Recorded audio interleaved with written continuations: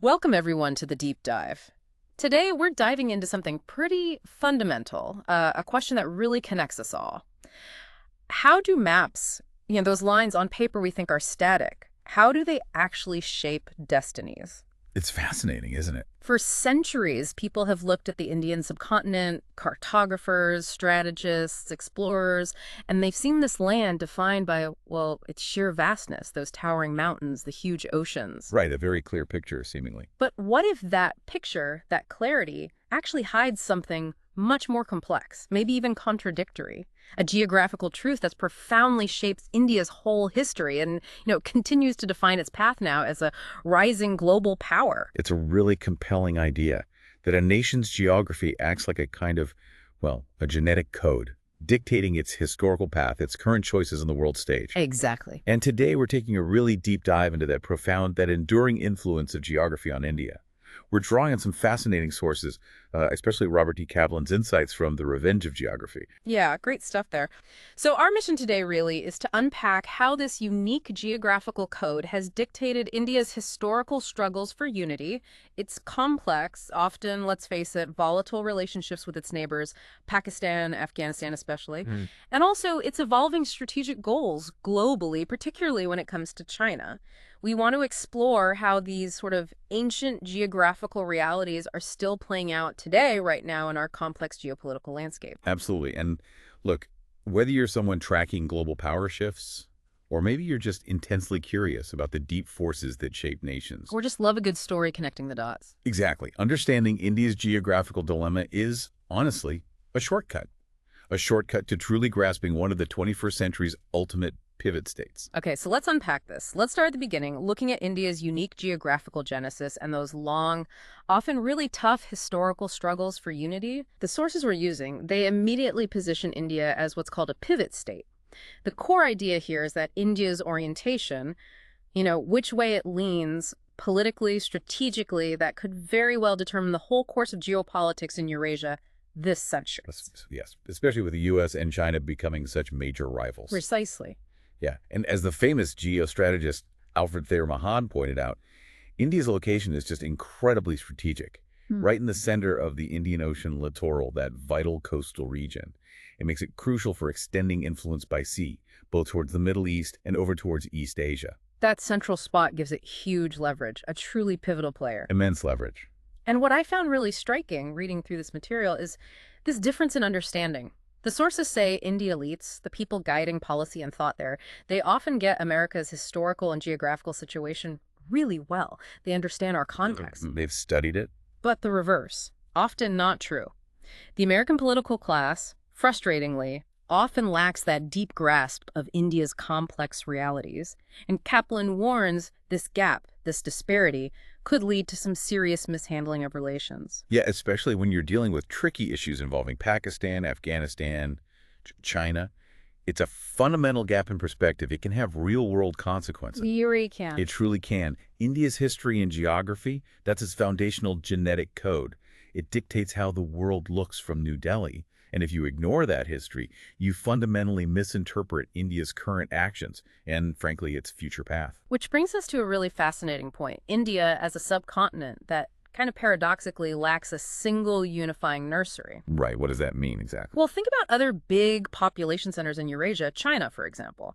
Its civilization pretty clearly emerged and grew outwards from a single nursery, the Wei River Valley.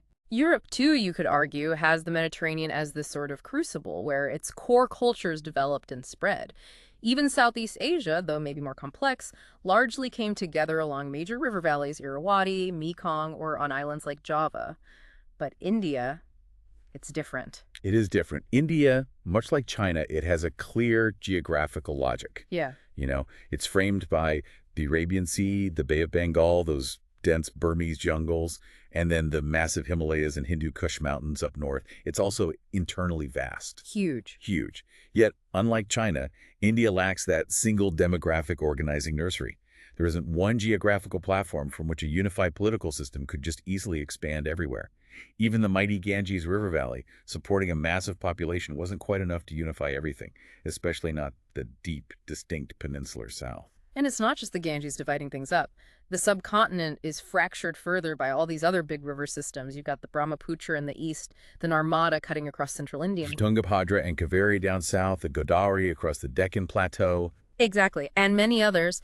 And each of these river systems often marks out distinct cultural zones, linguistic zones, historical zones. The Kaveri Delta, for instance, that's the core of Dravidian life, totally distinct linguistically and culturally from the Hindi speakers up in the Ganges Basin. So that internal vastness, combined with these multiple separating river systems, it just profoundly underlines the challenge of achieving unity throughout history. Yeah, it really does. Now, the sources also mention a somewhat controversial view from James Fairgrieve, a geographer writing back in 1917. Okay, what did he say?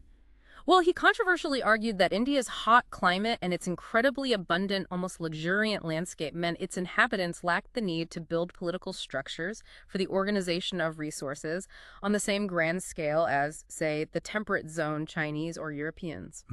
That sounds, well, very much of its time.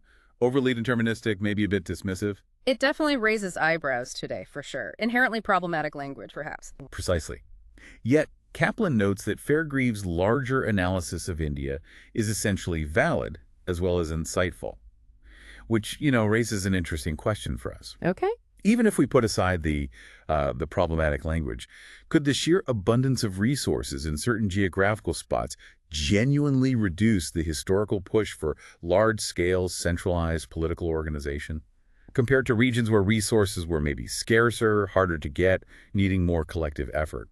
That's an interesting thought. It challenges some assumptions about how climate and resources shape civilizations, doesn't it? It does. It makes you wonder about those underlying pressures or lack thereof. Now, let's shift focus a bit to India's historical Achilles heel, that vulnerable northwest frontier. Ah, yes, the gateway. Exactly. The sources tell us that even though India had its own unique civilization, historically it lacked the kind of political unity China often had. Why? Precisely because of this open, least defined, and least protected frontier region. And it's where India is just dangerously close to both the Central Asian steppe and the Persian-Afghan plateau, regions that historically birthed powerful, often expansionist empires. Right. This proximity meant India was constantly exposed to these external forces, and what drew them in time and again throughout history. The lure of the Punjab. The fertile plain of the Punjab, exactly, watered by the Indus and its tributaries. It's this rich, welcoming target sitting right where the Persian-Afghan plateau drops down to the subcontinent's flatlands. So these relentless invasions, these infiltrations from West and Central Asia, they profoundly disrupted India's own efforts towards unity and stability, didn't they? Well into the modern era, in fact. Absolutely. It's no wonder then that Halford Mackinder, a foundational figure in geopolitics, once said, and I'm quoting here, "In the British Empire, there is but one land frontier on which warlike preparation must ever be ready. It is the northwest frontier of India." Wow, that really puts it starkly. It does, and this is where it gets really insightful because it shows how this ancient vulnerability continues to shape India's strategic thinking, its deep-seated insecurities, even right now. And the very idea of India itself has been pretty fluid historically. How so? Well, the historian Burton Stein observed that medieval maps of India often stretched way out into parts of Central Asia and Iran.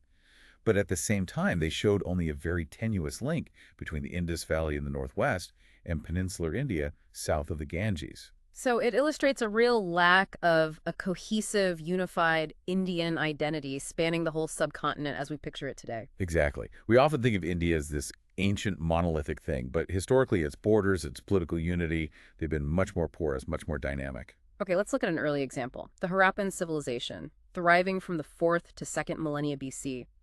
The archaeology shows its two main cities, Mohenjo-daro and Harappa, both along the Indus River in what's now Upper Sindh in Pakistan. Right, so the Indus River, rather than being a border, was actually the heart of that civilization, a unifier in its own way. Yes, and the Harappan world spread incredibly widely, from Baluchistan in the southwest, up northeast to Kashmir, and then southeast almost down to modern Delhi and Mumbai. So it nearly touched Iran and Afghanistan, covered much of modern Pakistan, and stretched into northwestern and western India. It was this complex geography of settlement, really sticking to landscapes where irrigation was possible, and it clearly shows how a subcontinent this vast had many natural subdivisions within it. The Indus united that civilization, but it wasn't dividing it from something else in the same way we think of borders now. That makes sense. Then came the Mauryan Empire, 4th to 3rd centuries BC. This was the first real attempt to unite much of the subcontinent, though, interestingly, not the Deep South. Okay, what helped them achieve this? It sounds like a huge undertaking. Several factors, according to the sources. Vigorous commerce between growing city-states was one. The external threat from Alexander the Great was another. His soldiers actually mutinied in 326 BC, which spared the Ganges Valley from his conquest, but the threat was there. And the emergence of powerful pan-subcontinental ideologies, things like Buddhism and Jainism, which, as Stein noted, captured the loyalty of commercial peoples and helped kind of bind these different regions together. Fascinating. So ideas and trade helped bridge the geography. To an extent, yes. The Mauryan kings even embraced Buddhism, and they managed their huge empire using sophisticated methods that had actually trickled across those temperate zone migration routes from the Aegean and West Asia into India. But still holding it all together must have taken immense ingenuity. Oh, absolutely. Chandragupta's advisor, Kautilya, wrote the Arthashastra, a foundational political classic. It outlines how a conqueror could build an empire by cleverly playing relationships between city-states. How did that work? Basically, see your immediate neighbors as enemies to subdue, but see the states beyond them as potential friends or allies. He believed in these complex alliance networks. And crucially, he also advocated benevolence towards the conquered. Preserve their way of life. It shows a really sophisticated understanding of managing a decentralized empire. That sounds remarkably progressive and pragmatic for the time. It was, and the empire itself reflected this decentralization. It had a heartland in the eastern Gangetic Plain, but under Chandragupta's grandson, Ashoka, there were 4 key regional centers. Taxila in the strategic northwest. Right, near that vulnerable frontier. Exactly. Then Ujjain in western central India, Suvarnagiri down south, and Kalinga over on the Bay of Bengal coast. It was without doubt an extraordinary achievement so early in history, especially with only, primitive transport and communication. The Mauryans really showed the potential for a single state to apply geographic logic over a huge area, at least for a while. Like for a while. Right. This early success was powerful, but ultimately temporary. It was a testament to one of India's enduring geographical truths. Unity could be achieved through ingenuity, through external pressures maybe. But its natural state, given those vast internal divisions, was often fragmentation. So what happened? Well, their decline led back to the familiar pattern. Renewed invasions from the northwest, typically through the Khyber Pass, Greeks in the 2nd century BC, Scythians in the 1st century BC, and these invasions encouraged the redivision of the subcontinent back into regional dynasties. That pattern unity, then fragmentation, sounds like a constant theme, doesn't it? It really does. And speaking of empires that challenge our modern maps, the Kushan Empire, which emerged in the 1st century AD, its map is just mind-boggling. Okay, tell me about it. It stretched all the way from Bactria, that's a region covering parts of modern Afghanistan, Tajikistan, Uzbekistan, right across to Bihar in northeastern India. Wow. Yeah. Its territory overlapped former Soviet Central Asia, Afghanistan, Pakistan, and a huge chunk of northern India's Gangetic Plain. That map just vividly shows the point, doesn't it? That current national borders don't necessarily define the ultimate political organization of Central and South Asia. Not at all. The Kushan Empire followed river valleys sometimes, but it also impressively crossed mountain ranges other times.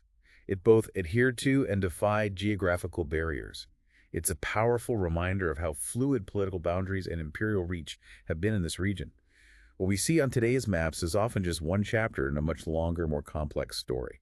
Okay, moving forward again.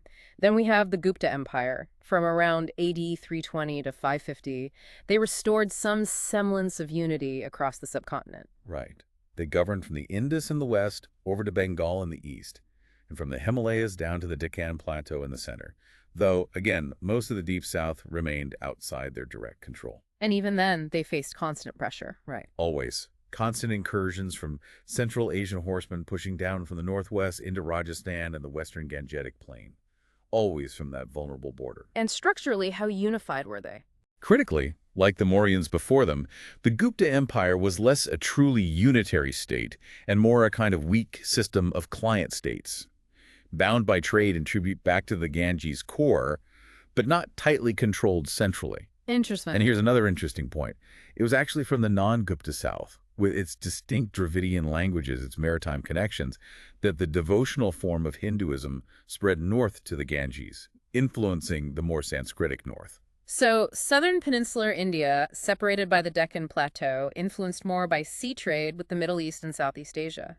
It really remained its own distinct region. Absolutely, a region unto itself. And what happened after the Guptas eventually declined? I assume that pattern continued. It did. For more than 6 centuries after the Gupta decline, a decline hastened by an influx of Huns from Central Asia. By the way, the subcontinent just dissolved into what's described as a congeries of small states. A congeries. Yeah, basically a fragmented collection of numerous, often competing small kingdoms. This, again, proved that India was not quite China in terms of that consistent tendency towards centralization and political unity. Right. Stow notes these post-Gupta kingdoms were defined less by administration than by language, sectarian affiliations, and temples. It's that persistent theme. Internal divisions and external pressures constantly challenging any lasting widespread unity. Okay, so after these ancient attempts at unity, we enter the era of Muslim invasions and the rise of Delhi as a major power center. Right. The sources explain that from the 7th century right through to the 16th, Muslim peoples successively entered India. First, the Arabs, coming both by land along the coast and by sea. But interestingly, they effected nothing permanent. Okay, so who did? Then came the Turks, starting a little before AD 1000. They moved over the plateau of Iran and through Afghanistan, and they brought a much more enduring presence. And how quickly did they establish themselves? In a little over a century, actually, largely helped by disputes between the existing Hindu rulers, the entire northern plain came to acknowledge Mohammedan rule. And it's crucial, isn't it, to understand how this connected India to a much larger world? Absolutely crucial. Regions like Baluchistan and Sindh, for example, they were part of the same desert girdle that stretched all the way to Mesopotamia. This effectively grafted the Indian subcontinent onto the greater Middle East. So political and cultural trends from the Islamic world could now flow directly into India. Precisely. And you see this connection clearly in the key dynasties that followed. Iraqi Arabs occupied parts of Sindh, Punjab, Rajasthan, Gujarat early on in the 8th century. Yeah. Then the Turkic warrior Mahmud of Ghazni from eastern Afghanistan, he united an empire in the early 11th century that stretched from modern Iraqi Kurdistan across Iran, Afghanistan, Pakistan, all the way into northwestern India right up to Delhi. That's a vast area. Huge. And then from the 13th to the early 16th century, you had the Delhi Sultanate, with various Turkic, Afghan, and other Central Asian dynasties ruling over northern India and even parts of the south. And the choice of Delhi as the capital for these invaders, that was strategic, right? Driven by geography. Very much so. As Fairgrieve explained it, Sindh and the Indus Valley, including the Punjab, they form but the antechamber to India. The real entry point is that comparatively narrow passage, maybe 150 miles wide, between the Indian desert and the Himalayas. And Delhi stands right at the exit of that passage. Exactly. So at Delhi's back, you had the Islamic world. In front of it, the Hindu world. This geography determined that the subcontinent in the northwest isn't really a fixed frontier. It's more like an interminable series of gradations, starting way back in Iran and Afghanistan and really ending at Delhi. This historical narrative brings us straight to the Mughal Empire, which was, as the sources say, truly a cultural and political expression of this whole geographical reality. Absolutely. Mughals, the name is just the Arabic and Persian word for Mongol. They ruled India and parts of Central Asia vigorously from the early 1500s right up to about 1720. And they boasted this incredible artistic and religious eclecticism, fusing all sorts of diverse influences. Where do they come from originally? Their founder, Zahir-ud-Din Muhammad Babur, was a Chattai Turk born in Uzbekistan. He actually tried and failed to capture Samarkand, but then swept down from Kabul through the Punjab to begin his conquest of India. And the empire itself reflected this diverse origin. Amazingly so. Under Babur's grandson, Akbar the Great, the nobility was incredibly diverse. Rajputs, Afghans, Arabs, Persians, Uzbeks, Turks, Indian Sunnis, Shiites, Hindus, the list goes on. Wow. It was a real testament to India being this profound depository of ongoing cultural and political trends pouring in from the adjoining Middle East. But even this vast eclectic Mughal empire faced that persistent challenge, governing the deep south of the subcontinent. Yes, the Deccan Challenge. Aurangzeb, the world Caesar, whose reign in the late 17th century marked the peak of Mughal expansion. He actually died in 1707 in his camp on the Deccan Plateau, still fighting Maratha insurgents in India's south and west. So the Deccan Plateau acted as a kind of barrier. The sources describe it as always formed the great middle rampart of India, effectively unconquerable by the peoples of the Gangetic Valley for long stretches of time. And geography compounded this. It did. Think about the rivers in the south, they mostly flow west to east. But the subcontinent itself is oriented north to south. As Aurangzeb found out, this made it incredibly difficult for the north to govern the south effectively until much later in history. There just aren't many natural geographical connecting links. And this preoccupation with the South had consequences. Huge consequences. This long-running, intractable insurgency in the south. It really sapped the cohesion and morale of the northern Mughal elite. And Aurangzeb's focus on the Maratha warriors inadvertently made it easier for the European East India companies, the Dutch, French, and especially the British, to gain footholds along the coasts, which of course ultimately led to British rule. It's truly eye-opening how this historical pattern, this geographical reality, has shaped the modern Indian perspective. It really is.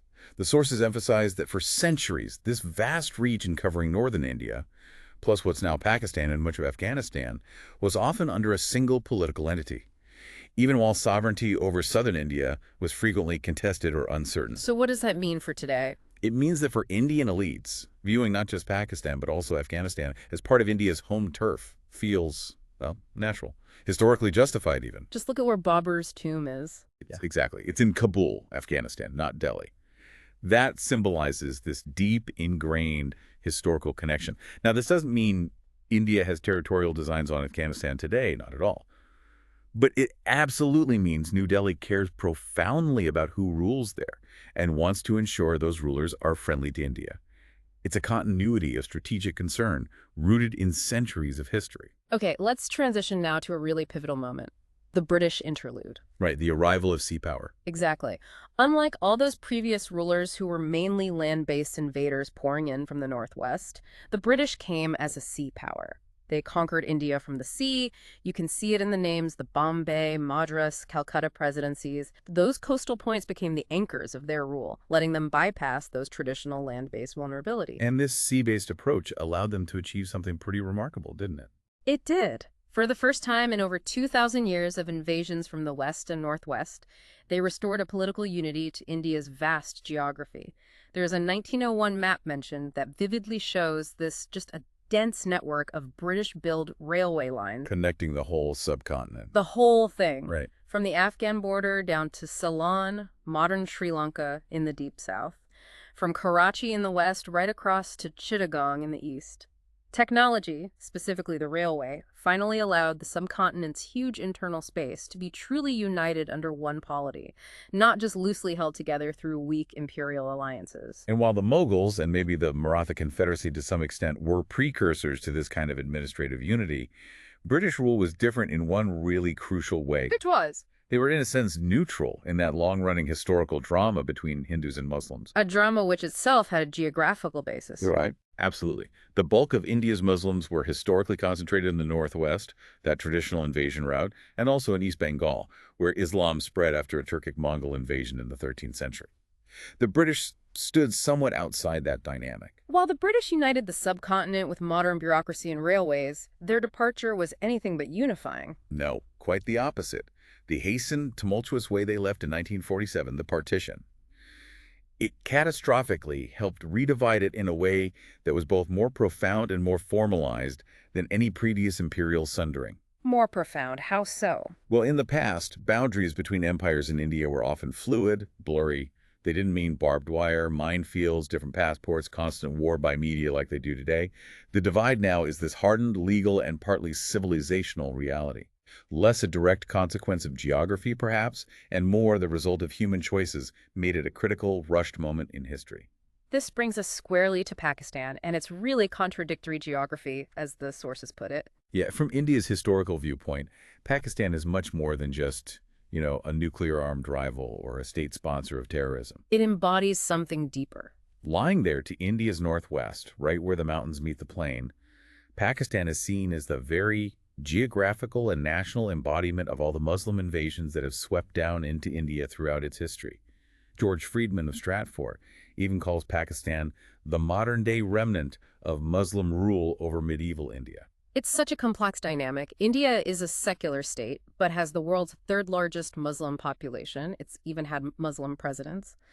Pakistan, as an Islamic republic, is in some ways an ideological challenge to India's whole liberal secular foundation. And the fear between them is existential, isn't it? India could probably defeat Pakistan in a conventional war, but in a nuclear exchange or a war fought through terrorism, Pakistan could achieve a kind of devastating parity. And it's not just Pakistan. Afghanistan, too, in a way, encompasses that threat of another Mughal-style onslaught, but maybe without the redeeming cosmopolitanism the Mughals sometimes had. It's an incredibly intricate relationship. Just look at the border between Pakistan and Afghanistan. It's often described as largely a mirage, both now and historically. Porous. Utterly porous. The crags and canyons of Pakistan's Khyber Pakhtunkhwa province, bordering Afghanistan. The sources mention countless stories of people, even trucks, just passing through without papers or inspection. And this porosity, it speaks volumes, doesn't it? Not just about shared tribes on both sides, but about the tenuous nature of the Afghan and Pakistani states themselves. Yes. The root cause is perhaps their lack of clear geographical coherence. They sit at the heart of these Indo-Islamic and Indo-Persian continuums, historical zones where drawing sharp, definitive lines is incredibly difficult. Because historically, empires just flowed across these areas. Exactly. The Achaemenids, Kushans, Indo-Greeks, Ghaznavids, Mughals, others, they all included parts or all of modern Afghanistan and Pakistan in their domains, sometimes threatening India, sometimes encompassing parts of India too. Even figures like Timur and Nader Shah conquered Delhi from imperial bases located in present-day Iran, Afghanistan, and Pakistan. It's this rich, deep history that, as the sources say, few in the West truly grasp, but sections of the Indian elite know it in their bones.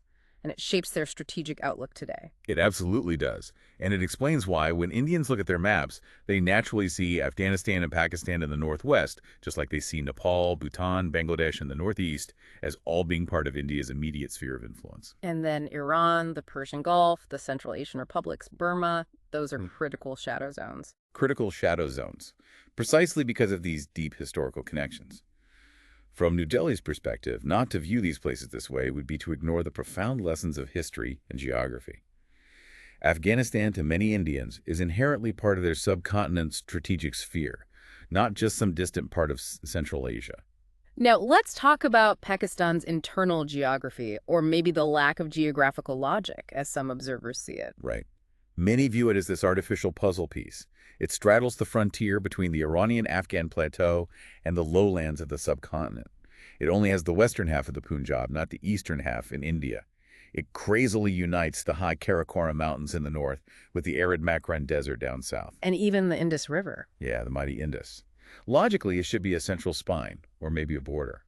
But the Pakistani state sits awkwardly on both banks, splitting its main natural unifying feature. And internally, it's deeply divided, too. Hugely. 4 major ethnic groups, Punjabis, Sindhis, Baluch, Pashtuns, each anchored in a specific region, and each harboring historical hostility towards the others. Islam was meant to be the glue. It was meant to be, but the sources argue it has signally failed to truly unify the country in that way. Instead, you see radicalization happening alongside these strong regional resentments. Baluch and Sindhis often view Pakistan as a foreign entity dominated by Punjabis from the east.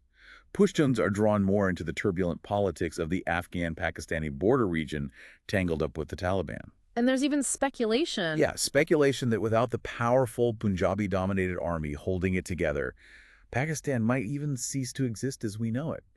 Maybe reducing to a kind of rump of an Islamic Greater Punjab with a semi-anarchic Baluchistan and Sindh potentially drawn closer into India's orbit. It's quite a picture. And ideologically, its founding premise. Right, founded in 1947 as a homeland for the subcontinent's Muslims. But that ideology was immediately rendered supremely imperfect because millions of Muslims chose to remain in India, preferring to stay in a secular state. However, geography, as we know, can be interpreted differently. Always. And from another perspective, Pakistan can be seen to make impressive geographic sense. How so? As a civilizational intermediary, a natural conduit for vital trade routes, connecting the subcontinent with Central Asia, the very heartland of that Indo-Islamic world we talked about. So, is defining that historical Indo-Muslim Al-Hind region with modern borders is hard? Then you might ask, Is Pakistan really any more artificial than India itself, given India's own vast internal diversity? Yeah. After all, Lahore in Pakistan was just as much a core center of Mughal rule as Delhi was in India. That's a fair point. And the Punjab. The true geographic heart of the northern subcontinental plain is the Punjab, and that is split right down the middle between the two countries.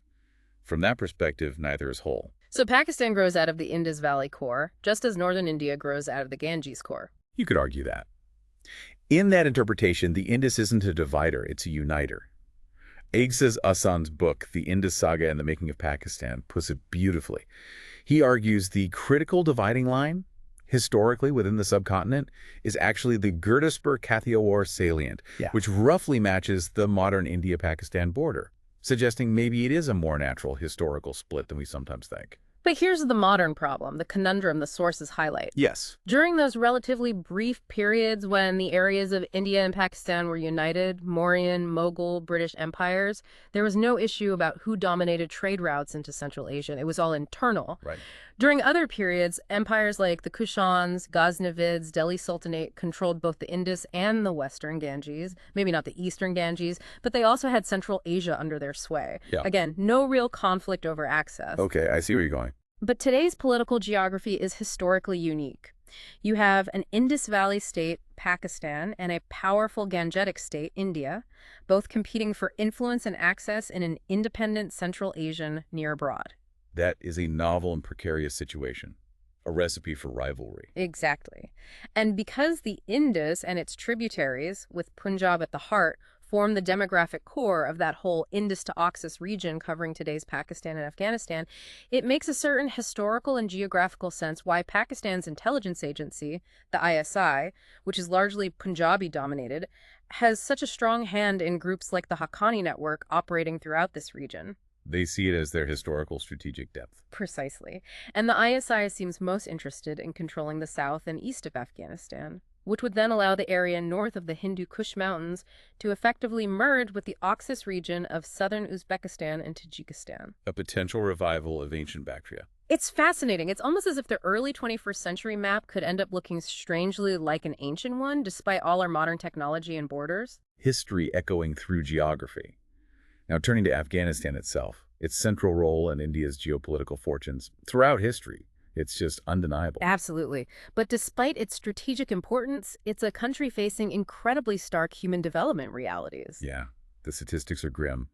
Life expectancy around 44, literacy maybe 28%, much lower for women.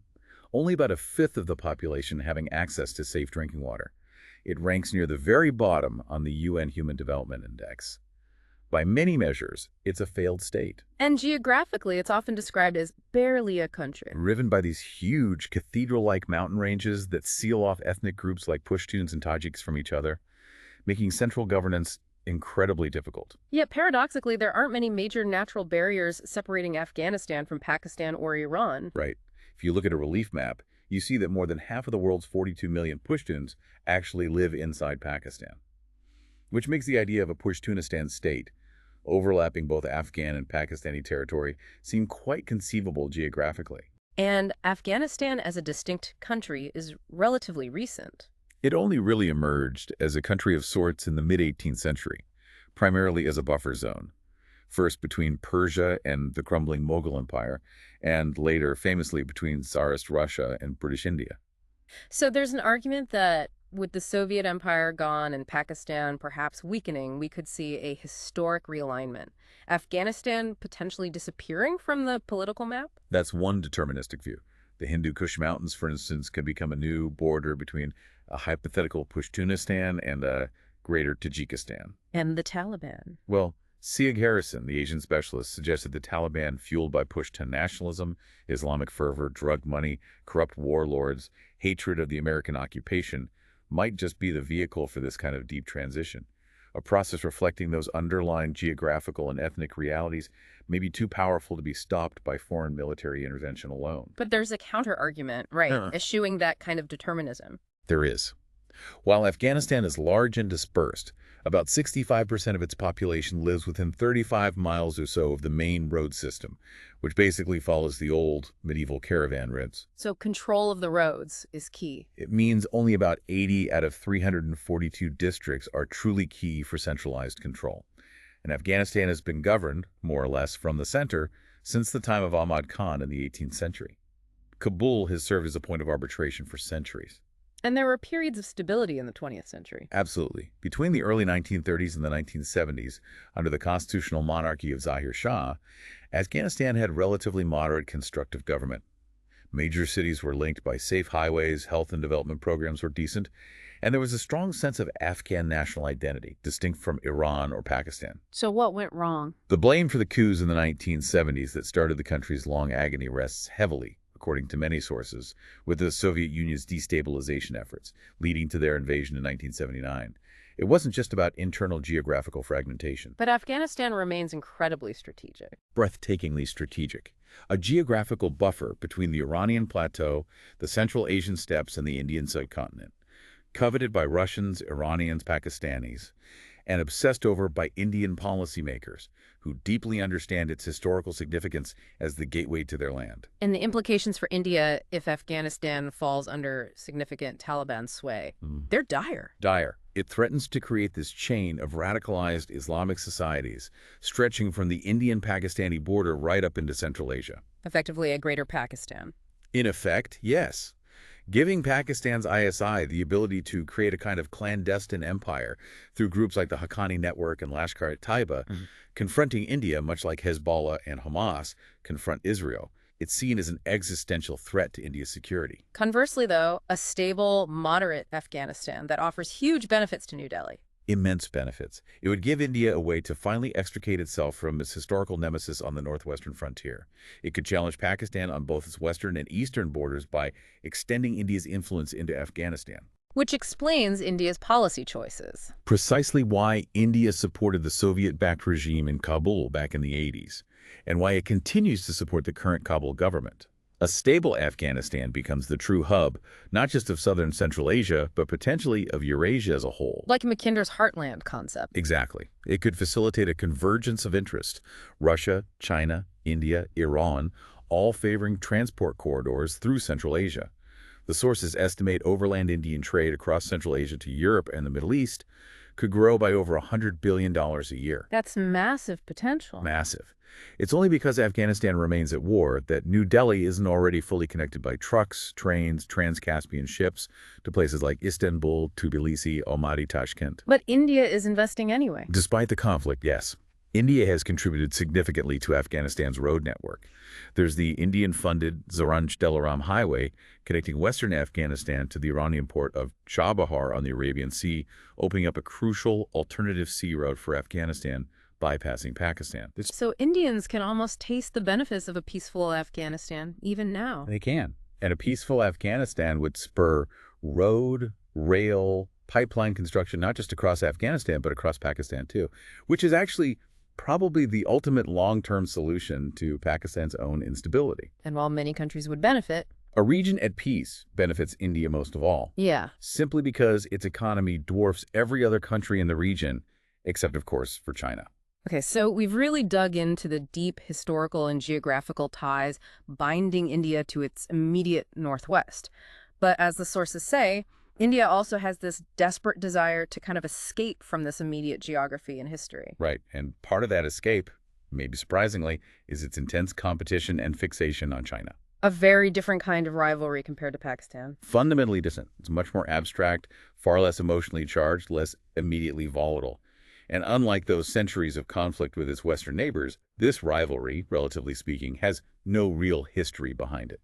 In the same deeply ingrained bloody way, it's a newer chapter. Yeah, it's been nearly half a century since India fought that limited border war with China back in 1962. A war fought mainly over disputed Himalayan borders, at incredibly high altitudes in the Aksai Chin region near Kashmir and over in Arunachal Pradesh near Bhutan. And triggered initially by events in Tibet. Yes, the 1959 uprising in Tibet and the earlier Chinese invasion of Tibet in 1950.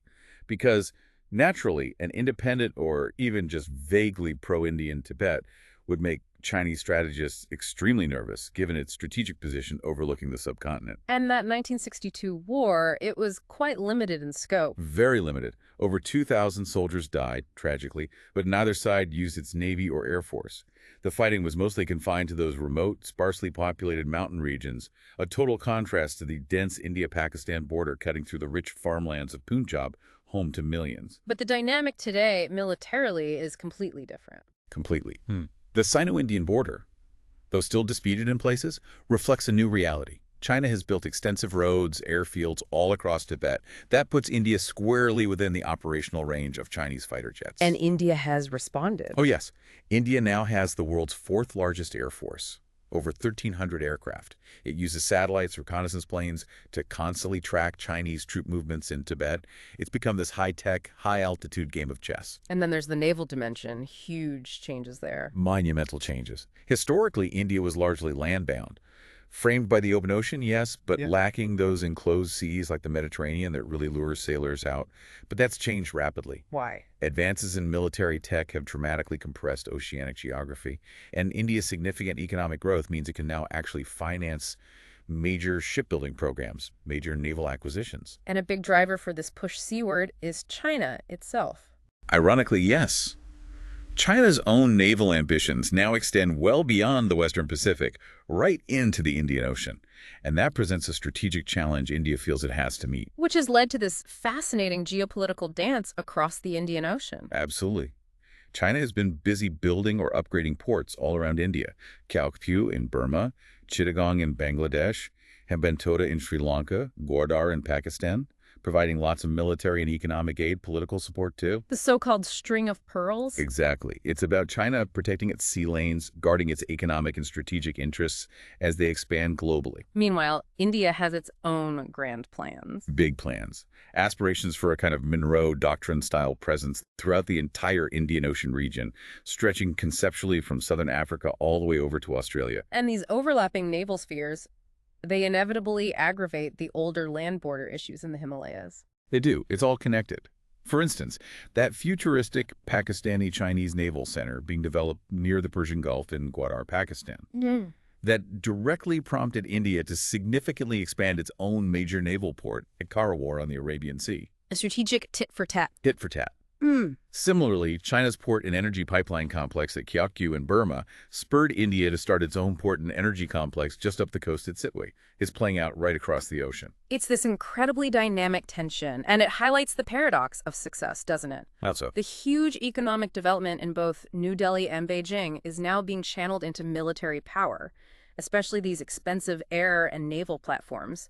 As Paul Bracken noted, the technologies of war and wealth creation often go hand in hand. And the fact that the Earth is finite. Becomes a force for instability. As military tech shrinks distances on the map, it brings rivals into much closer, potentially more dangerous proximity.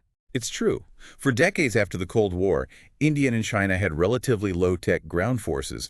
They were mostly just guarding their own borders, not really posing a direct threat to each other across vast distances. But now, As advanced planes, missiles, warships enter their inventories, as their armies become more expeditionary, they suddenly see each other across this new, vastly expanded battle space. and this isn't unique to India and China. Not at all. It applies right across Eurasia.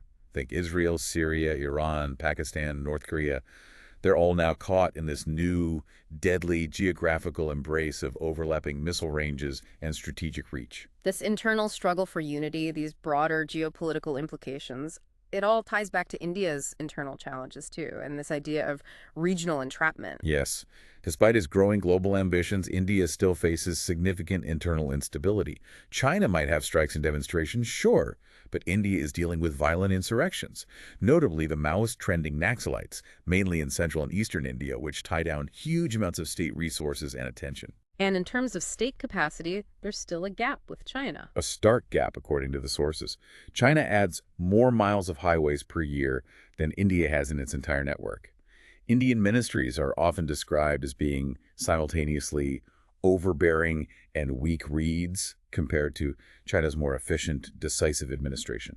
So in that specific regard, state efficiency, Infrastructure Fairgreaves' century-old observation about India being perhaps less advanced than some external powers, it still holds some truth. In terms of sheer state capacity to implement large projects quickly, yes, the comparison often still applies, and that inevitably impacts India's ability to project power consistently. So despite the grand aspirations, India remains, to some extent, pinned down by frontiers with weak and semi-dysfunctional states inside the subcontinent. Exactly. We've talked a lot about Afghanistan and Pakistan, but there are the other neighbors too, Nepal, Bangladesh. Right, Nepal, for instance.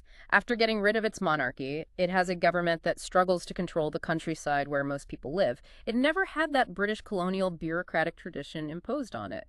And geographically. Despite the image of the Himalayas, most Nepalists live in the damp, humid lowlands right along the border with India, a border that's barely policed and often looks just like the Indian Gangetic Plain. If the Nepalese state can't improve its capacity, there's a real worry it could gradually dissolve, creating yet another security headache for India. And Bangladesh. Yeah. Even more vulnerable geographically. Arguably, yes. No real geographical defenses, just flat, watery landscape paddy fields, scrub on both sides of the border with India. Border posts are run down, disorganized. It's this territory shaped artificially by history Bengal, East Pakistan, now Bangladesh. And facing multiple threats. Hugely vulnerable to regional politics, to Muslim religious extremism, and critically to the intensifying impacts of climate change, rising sea levels, more intense storms which could displace millions of people, many likely heading towards India. But there's potential there too. There is. The Bangladeshi government persists. Its performance is slowly getting better. It could still succeed. It could become a vital hub for overland trade, for pipeline routes connecting India, China, and hopefully a future free and democratic Burma, turning a vulnerable region into a valuable crossroads. Which brings us, finally, to Kashmir, the ultimate geopolitical knot. Right at the top, where the Karakoram meets the Himalayas. A territory literally crammed between Pakistan, Afghanistan, India, and China, with incredibly disputed borders that have sparked multiple wars. Can you break down who controls what? It's complicated. It is. Pakistan holds the northern areas of the Karakoram Range, including Gilgit, plus a slice of what it calls Azad or Free Kashmir. India administers the main Kashmir Valley in the Ladakh Range, including Srinagar and Jammu, plus the Siachen Glacier, famously one of the highest, coldest battlefields on Earth. And China. China administers the Shaksam Valley to the far north, which Pakistan ceded, but India still claims, and also Aksai Chin to the northeast, which China took from India in 1962. Both complicate an already incredibly tense region. And religion fuels the conflict. Potent fuel. The Indian state of Jammu and Kashmir has a Muslim majority, around 75%. This fact has fueled jihadist rebellions for decades, often with support from Pakistan. Osama bin Laden himself used to rail against Hindu India's domination of Kashmir in his pronouncements. Yet much of Kashmir itself is barren. A lot of it is high-altitude, uninhabitable badlands of rock and ice. But despite that, wars have been fought and might be fought again over this seemingly barren ground because it holds immense strategic value. Right. The 1962 war. China fought India then because it wanted to build a strategic road connecting Xinjiang to Tibet through eastern Kashmir, securing its western flank. India fought China to obstruct that very road and also to prevent China and Pakistan from having a common border there, a strategic nightmare for New Delhi. And in our modern age, technology doesn't necessarily help find solutions. Not always. With cyberspace, new media, the Kashmir issue, much like Palestine, can instantly fire up hatred among millions, pushing political solutions even further away. It's a stark example of how the very technologies that seem to defeat geography by shrinking distance also, paradoxically, enhance geography's importance by making the precise definition of borders an ongoing, incredibly fraught challenge. The subcontinent is a blunt geographical fact. But defining its borders, especially in a place like Kashmir, seems destined to go on indefinitely. So, as we've seen throughout this deep dive, India's entire journey from ancient civilizations right up to its modern struggle for global influence, it's just intricately, fundamentally tied to its geography. Those Himalayas, the life-giving Indus, the vast Ganges, and that historically porous, vulnerable northwest frontier.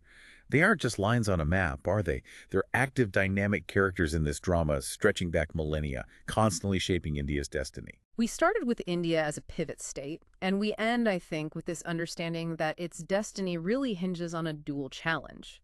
It needs to assert its growing global power, yes, but at the same time, It has to manage these deep-seated, historically rooted geographical insecurities with its immediate neighbors. It's a land striving for modern dominance while constantly wrestling with these powerful ancient echoes. And unlike China, whose historical dynasties mostly fit more or less within its current borders, India's historical heirs, as we've explored, just don't. Which leads to less serenity, perhaps, concerning its shadow zones. Afghanistan, Pakistan, Nepal, Bangladesh, even Iran, Central Asia, Burma. India is a regional power to the extent that it is entrapped by this complex geography. But it's a potential great power only to the degree that it can somehow transcend these ancient, geographically rooted dilemmas. So consider this final thought. In an age where technology seems to conquer distance, making borders feel increasingly irrelevant sometimes, how does a nation like India, so profoundly shaped by its physical landscape for millennia, truly transcend its geographical destiny? And if it can't fully escape, what new forms might its geopolitical dilemmas take in the decades ahead? What stands out to you, listening to this, from our deep dive into India's enduring geographical dilemma?